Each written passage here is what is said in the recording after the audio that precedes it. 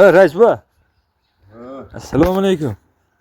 Yaxshimisiz, rais bu? Tinchmisiz? Bir masala bilan keldim oldik, rais bu.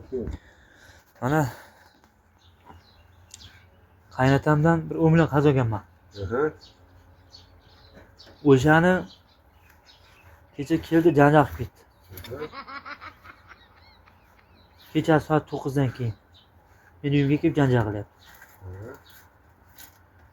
Endi bu nimaga kiradimi? Hech narsa filmida. Bezada qilgani uchun nima deydi? Yo'q, hech narsa bo'lmaydi. Nimaga?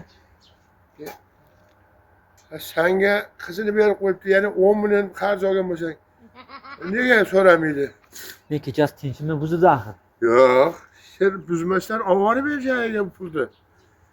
Siz biz mahalla raisimisiz yo u odamga aloqamisiz? Menga do'stmi, ayiqqami? Meni ayiqqa do'stman.